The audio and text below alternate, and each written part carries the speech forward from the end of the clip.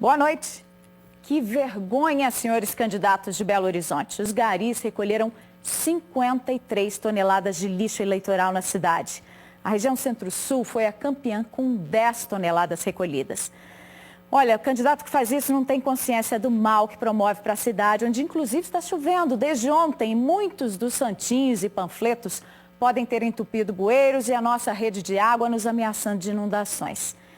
Eles ainda desafiam a lei que prevê multa e tem até cadeia para os sujões. A gente recebeu vídeos de denúncias, veja. Estas imagens foram feitas na madrugada de domingo em frente à Escola Estadual Hugo Pinheiro Soares, local de votação no bairro Concórdia, em Belo Horizonte. 2 homens espalham santinhos pela rua. No bairro Sion, zona sul da capital, um eleitor se revolta com a sujeira eleitoral espalhada em frente a outra escola. A gente vai limpar aqui e vai levar esse saco de lixo lá pra frente da casa dele, para ele aprender a não sujar mais a nossa cidade. Ele resolveu dar uma lição no candidato dos santinhos. Com os filhos pequenos, varreu a rua, recolhendo um saco de papel e levou até o prédio onde mora o dono da propaganda.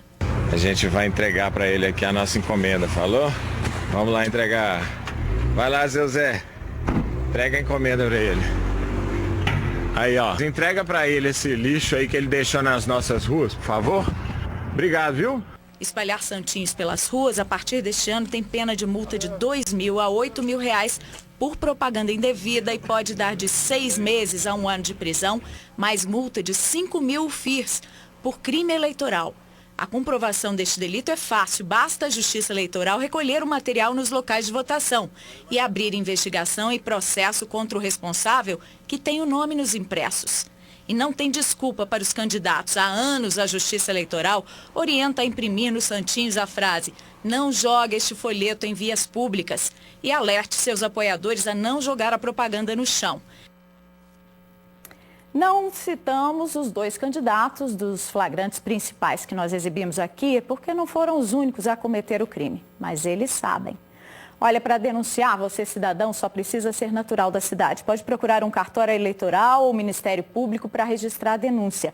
Também pode fazer isso pelo site tre-mg.jus.br com opção de sigilo. Vamos enquadrar os candidatos, afinal eles não dizem que querem fazer o bem para a cidade? Que comecem por aí. Político a gente tem que fiscalizar antes e depois de eleito. Não pode bobear. Vira e mexe, eles criam e aprovam leis contra os interesses da população, pensando só nos deles próprios. É o que denunciam magistrados e membros do Ministério Público que fizeram hoje um ato em defesa do sistema de justiça e contra a impunidade de investigados. O ato aconteceu em todo o país e abriu o Dia Nacional de Mobilização e Protesto, que será realizado em Brasília nesta quarta-feira. Na capital, a manifestação no Fórum Lafayette reuniu magistrados e promotores contra projetos de lei em tramitação no Congresso, que eles classificam como ameaças à autonomia e ao funcionamento da justiça.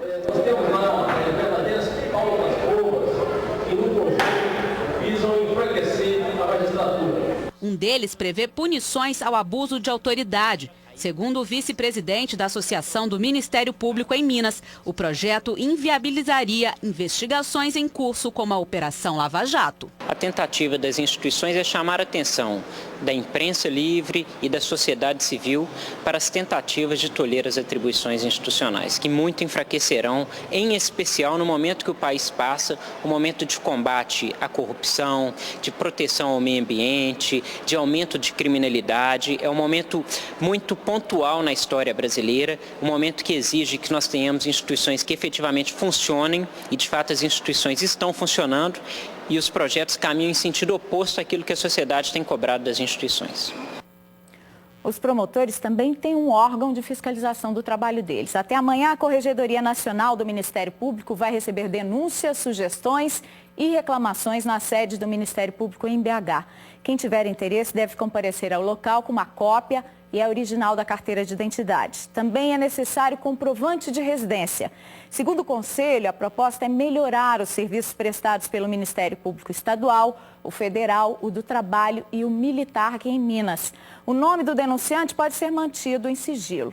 O atendimento é por ordem de chegada, começa às 9 da manhã e vai até às 5h30 da tarde no térreo da sede do Ministério Público. O endereço é Rua Dias Adorno, número 347, bairro Santo Agostinho, pertinho da Praça da Assembleia. Temporais causaram estragos em várias cidades do estado. Em Juiz de Fora, um barranco desmoronou, colocando em risco moradores de um condomínio vizinho. Algumas famílias tiveram que ser retiradas às pressas. No alto estão os apartamentos do condomínio Belo Vale, do programa Minha Casa Minha Vida. A chuva encharcou a terra e fez o barranco deslizar. Estava chovendo bastante e do nada começou meio que a casa a tremer e o barulho veio lá dos fundos. Não pensei duas vezes porque já estava caindo do lado, ficando aqui com meu filho, meu marido trabalhando, tive que sair às pressas. A mãe da Karina morava no prédio ao lado. Teve que sair de casa devido ao risco de desabamento. Alguns apartamentos estão fechados. 4 famílias já deixaram o condomínio Belo Vale. O mestre de obras da construtora informou que o condomínio Belo Vale tem problemas estruturais. O condomínio ao lado ele não tem contenção, né? E não tem drenagem. Não tem drenagem nenhuma. Então, o primeiro passo que a gente fez aqui foi começar a iniciar a contenção da nossa parte para conter o terreno deles e a drenagem. É o que nós estamos fazendo. A construtora informou ainda que está prestando assistência às famílias mais prejudicadas. A Defesa Civil já veio, acompanhou a gente, fez um relatório, né? Já removemos as famílias ontem, estamos acabando de remover hoje e está tudo sob controle. A gente já fizemos até a fundação da parte de lá, só estamos esperando o tempo dar uma melhorada para terminar. Em Belo Horizonte, a chuva começou na noite passada e hoje deixou o trânsito complicado de manhã. Congestionamentos, muitos sinais em flash e árvores caídas foram as principais reclamações de quem enfrentou as ruas logo cedo. Alguns acidentes também contribuíram para deixar esse trânsito ainda mais lento. De acordo com a Defesa Civil Municipal, a média na capital de chuvas em outubro é de 141,7 milímetros. Mas só nas últimas 24 horas já passou disso. Chegou a 147 milímetros. Em Três Corações, no sul do estado, o teto de uma casa desabou com o temporal. Uma criança quase foi atingida pelos escombros.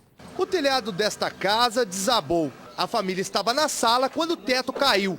Começou a ventania, aí eu estava na sala. Quando eu assustei, já estava caindo teia para tudo quanto é lado. O casal estava com a filha de 1 ano e 6 meses que por pouco não foi atingida por um dos caibros. Porque na hora que começou a ventar, aí eu estava perto da porta, eu consegui sair correndo com ela no colo. E nós não temos o que fazer mais, né? Porque o que nós tínhamos, perdemos tudo mesmo. Eles moram há cerca de 1 mês na casa que fica no bairro Feira de Gado. O local estava abandonado e eles estariam morando de favor.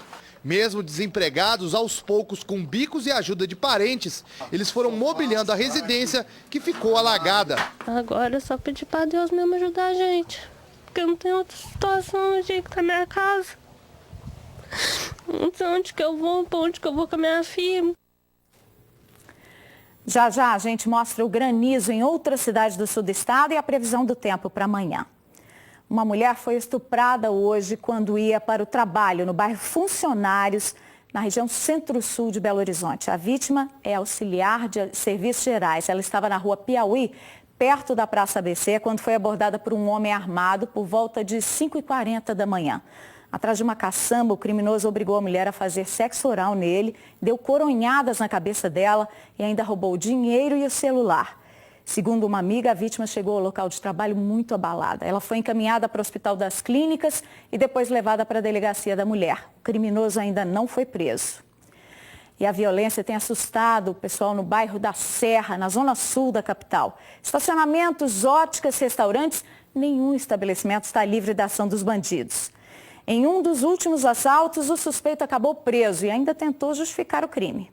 As imagens mostram o homem de camisa listrada chegando ao estacionamento. Veja que ele empurra o funcionário que está limpando a entrada e obriga o homem idoso a ir até o escritório. Lá dentro, o ladrão recolhe o dinheiro e coloca tudo no bolso. Durante toda a ação, o criminoso segura uma faca na mão direita. É com ela que ele ameaça o funcionário. Antes de sair, o criminoso ainda puxa a porta, não consegue fechar e manda o funcionário do estacionamento fazer o serviço. Em seguida, vai embora. Segundo o proprietário, esse foi o segundo roubo em apenas 15 dias. Desta vez, o ladrão levou R$ 113. Da outra, o prejuízo foi maior. R$300 e uma televisão. Ele sempre falava assim, se não passasse o dinheiro, ele ia me matar, e colocou o maior terror. Mas o estacionamento não foi o único alvo na região.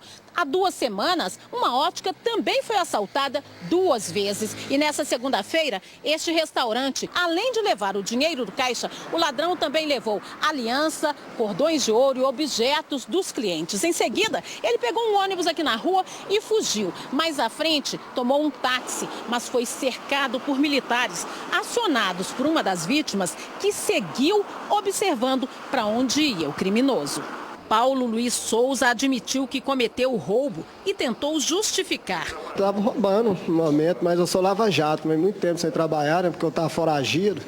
A única coisa que eu estava dando para fazer era isso mesmo, roubar. Já conta vários roubos que ele cometeu naquela região. Inclusive, nós conseguimos fazer contato em uma dessas lojas, uma ótica, que fica também nas proximidades, e afirmaram para a gente que ele roubou lá 2 vezes já, um prejuízo aproximado de R$15 mil. O homem que roubou o estacionamento, mostrado no início da reportagem, ainda não foi preso. A Polícia Militar enviou uma nota dizendo que tem intensificado as operações na região da Serra com patrulhamento ostensivo e monitoramento dia e noite. De acordo com a PM, o bairro conta com os projetos Rede de Vizinhos Protegidos e Quarteirão de Segurança. E as denúncias podem ser feitas pelos telefones 181 e 190. Agora você vai ver um flagrante de assalto em uma academia de Divinópolis, no centro-oeste do estado. 2 ladrões encapuzados e com uma arma abordaram um frequentador enquanto ele malhava. Veja só como foi. Os 2 bandidos encapuzados chegam à academia e rendem a vítima de 51 anos que estava malhando. Um dos ladrões exige as chaves do carro que estava estacionado do lado de fora da academia. O homem aponta o local onde estão as chaves. O bandido armado vigia as vítimas. Além das chaves, os criminosos roubaram outros pertences da vítima e fugiram no veículo. A ação durou menos de 1 minuto e meio. O candidato à prefeitura de BH, Rodrigo Pacheco, do PMDB, terceiro mais bem votado nas eleições do último domingo, anunciou hoje o apoio ao candidato João Leite, do PSDB, no segundo turno. Rodrigo Pacheco estava ao lado do candidato João Leite e de companheiros de partido, como o vice-governador de Minas, Antônio Andrade. Rodrigo teve 118.772 votos, 10% do total. Rodrigo entregou a João Leite uma síntese das principais propostas, que fizeram parte do plano de governo dele durante o primeiro turno, e declarou apoio oficial ao candidato do PSDB. O primeiro ponto é esse, de convergir as ideias em torno de um objetivo comum. Esquecer eventuais divergências de lado, deixar de lado isso e planejar realmente as soluções dos problemas de Belo Horizonte. E fazer com que as pessoas de Belo Horizonte compreendam que a política não pode ser negada, que a política tem que ser transformada com políticas adequadas, com pessoas decentes, com pessoas ficha limpa. E é o que eu vou fazer, levar essa mensagem. Não só aquelas pessoas que confiaram o voto a mim, mas todas aquelas pessoas que ainda estão indecisas ou que votaram nos outros candidatos. O candidato tucano, João Leite, comentou a aliança para o segundo turno das eleições formada com o PMDB. Ele veio hoje à TV Alterosa e participou do programa TV Verdade. João Leite apresentou propostas, respondeu a perguntas do apresentador Ricardo Carlini e as que foram enviadas pelos telespectadores sobre assuntos como direitos humanos, a lei do silêncio e a guarda municipal. Vamos construir um centro de treinamento para capacitar, qualificar e colocar a guarda municipal armada nas ruas. Então nós vamos continuar conversando e levando o recado dessa população que ela deseja, né, e sonhando administrar essa cidade com todo vigor, com todo entusiasmo para melhorar Belo Horizonte. O candidato também falou do início da campanha neste segundo turno e sobre o apoio de Rodrigo Pacheco, do PMDB. Fiquei muito entusiasmado, especialmente com a expectativa dele de ter as ideias dele sendo recebidas por mim. Então estou muito satisfeito e com uma expectativa muito positiva. Na próxima quinta-feira, o TV Verdade recebe o candidato do PHS, Alexandre Calil. O programa vai ao ar logo depois do Alterosa Alerta. A BH Trans vai implantar novas vagas de estacionamento rotativo na capital. A portaria que regulamenta o faixa azul em trechos dos bairros Belvedere, Santa Efigênia e na área central foi publicada hoje no Diário Oficial do município. No nosso site você fica sabendo quais são as ruas e qual é o tempo de permanência em cada um dos espaços. Acesse alterosa.com.br/JA. E nós voltamos a falar sobre a chuva em Minas. Em Pratápolis, na região sul, teve granizo e a cidade ficou toda branca nessa segunda. Um telespectador registrou as imagens. As imagens impressionam. Aqui, ó, entre Cássia e Pratápolis. Tô na Europa, hein? Tô na Europa aqui, ó. O granizo formou um tapete em muitos pontos da zona rural de Pratápolis. De acordo com informações da Polícia Militar, a chuva durou apenas 20 minutos e atingiu várias lavouras da região. Máquinas tiveram que ser usadas para retirar o gelo, que tomou conta das estradas. Tem carro quebrado, as pedras de gelo é enorme aqui, ó. De acordo com o Instituto Clima Tempo, uma massa de ar frio está no sul de Minas, o que favorece a chuva nos próximos dias. Na zona rural de Três Corações, ela também trouxe destruição. Este curral foi todo danificado. O vento chegou a destelhar uma casa. O granizo também atingiu as cidades de Cássia e Alterosa. Aqui o telhado ficou todo cheio de furos. Já em Ilicínia, a chuva inundou casas. Quem dirigiu nessas regiões teve que redobrar os cuidados. Isso aqui, ó, é tudo gelo, caminhões não conseguem subir, os que estão descendo não conseguem parar. Veja como fica o tempo nesta quarta-feira em todo o estado.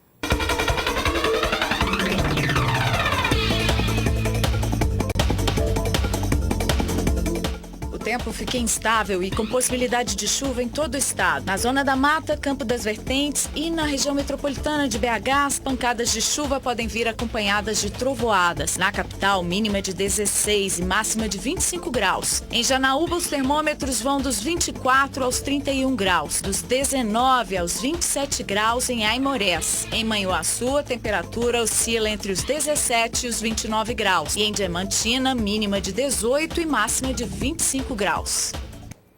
Buracos, mato alto e agora com período de chuva, muita lama. Esses são alguns dos problemas enfrentados por moradores de uma rua do bairro Linda Vista, em Contagem. A nossa equipe esteve lá há mais de um ano e até hoje nada mudou. A principal dor de cabeça dos moradores aqui da rua Vereador Dias Diniz é que a via não parece uma rua, e sim uma verdadeira lagoa. É só começar a chover, como está agora o tempo aqui em Contagem, que os moradores começam a se preocupar. Eu botei minha casa à venda uma época aí, né? Tem gente que chegava para olhar minha casa e questionava que não interessava não pelo esgoto de céu aberto passava na minha porta. Muito disso que a gente está vendo aí não é só água da chuva, não, né? Isso é esgoto, isso é água de pia e tanque dos outros que joga para zoar fora e vem parar. Como a gente mora na área baixa, vem parar aqui tudo nas nossas portas, né? Já foi questionada a Copasa, não é dela, né? Fala que é da prefeitura. Se você chama a prefeitura fala que é da Copasa. Mais de 30 anos que eu moro aqui, entendeu? Nunca é resolvido esse nosso problema. Todo mundo chega, promete, mas não cumpre, né, a promessa. Para passarem por aqui, as crianças precisam ser carregadas. Até os carros têm dificuldade. E se a chuva engrossar, essa lagoa aí transborda e a água vai para dentro das casas. A gente perde muitas coisas dentro de casa, entendeu? Lá na porta da minha cozinha lá, eu fiz uma parede, mais ou menos quase 1,5 metro de altura, para a água entrar lá dentro. Cansados de promessas, os moradores da rua Vereador Dias Diniz fazem um apelo. O nosso pedido é só que tente pelo menos direcionar essa água. Né? A asfalto a gente nem preocupa tanto, mas o problema é a água, para a gente poder sair, entrar dentro de casa tranquilamente, poder deixar o bem dentro de casa, saber que você vai encontrar o seu rack lá tranquilamente, que não vai molhar nada. É isso só que a gente quer. A Prefeitura de Contagem informou que técnicos da Secretaria Municipal de Obras e Serviços Urbanos estão elaborando um projeto de drenagem e pavimentação da rua Vereador Dias Diniz, para solucionar os problemas de alagamento e melhorar a mobilidade na região. Em relação ao mato alto, informou que uma equipe de limpeza será enviada ao local. Quanto ao esgoto a céu aberto, a Copasa disse que também vai mandar uma equipe para avaliar a situação. O Instituto Nacional de Estudos e Pesquisas Educacionais, a Anísio Teixeira, o INEP, divulgou hoje os resultados nas escolas brasileiras na última edição do Exame Nacional do Ensino Médio em 2015. 5 instituições mineiras aparecem entre as 10 que tiveram as notas mais altas entre as públicas e particulares. O Colégio de Aplicação da Universidade Federal de Viçosa teve a média de 690,52, o melhor desempenho entre todas as instituições públicas do país. A lista completa, que tem outras instituições aqui de Minas, você vê no nosso site alterosa.com.br/JA. E por falar em Enem, falta apenas um mês para a prova. O exame é a porta de entrada para a maioria dos cursos superiores do país. Veja as principais dicas que devem ser seguidas nesta reta final de estudos e que podem garantir a sua vaga na faculdade. Em poucos minutos o quadro fica assim, ó, lotado de anotações. E aí é olho na matéria, no livro, na professora e foco total. Alexander, que pretende cursar medicina, tem até que se acalmar às vezes. Eu tenho uma hora que eu paro e fico pensando, bem, como que eu vou agir lá na hora da prova? Porque essa reflexão me ajuda a manter a calma. Este ano, o Enem, Exame Nacional do Ensino Médio, registrou 9 milhões de inscrições. As provas acontecem nos dias 5 e 6 de novembro. A principal dica é que o indivíduo faça questão, ele resolva as questões do Enem. Conhecer a prova do Enem é muito importante para que ele consiga, no dia da prova, conseguir fazer uma prova com mais tranquilidade, com menor ansiedade. Nos colégios, a preparação também segue firme. A gente gastou o ano inteiro se preparando para essa prova. A ideia de gastar mais um ano inteiro para poder tentar uma segunda vez é muito ruim. Eu não acho que agora é hora de aumentar o ritmo de estudo, agora é hora de ficar tranquilo, né? Manter uma rotina de estudo diária. Eu acho que vai ajudar o aluno agora é a tranquilidade dele. E a poucos dias do Enem, os alunos têm mais uma oportunidade de se preparar. O último simulado oficial promovido pelo MEC acontece entre os dias 8 e 16 de outubro. Com 180 questões, a prova segue o mesmo padrão do exame. E a melhor notícia é que a inscrição é de graça. Basta acessar o site disponibilizado pelo Ministério da Educação e garantir a presença na 4ª etapa da Hora do Enem. Na última edição, os estudantes mineiros alcançaram o 2º lugar geral. Cerca de 2.500 instituições de ensino do estado estão cadastradas no simulado. Dependendo do curso, né, tem uma nota de corte maior ou menor, mas a expectativa sempre é passar esse ano. Para fazer o último simulado oficial do Enem, o estudante deve entrar no site geekgames.com.br e iniciar o exame na aba de simulados. Fique agora com o Noticiário Nacional. Uma ótima noite para você.